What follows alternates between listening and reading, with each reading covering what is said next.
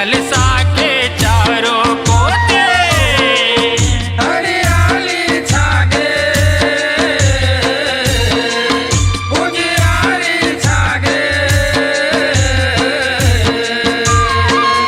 कलसा के चारों पोती कलसा के चारों पोती हो मैया कलसा के चारों पोती कलसा के चारों पोती कलसा के चारों कोती कलसा के चारों कोते कलसा के चारों पोती कलसा के चारों पोती कलसा के चारों पोती कलसा के चारों पोती कलसा के चारों पोती कलसा के चारों पोती कलसा के चारों पोती कलसा के चारों पोती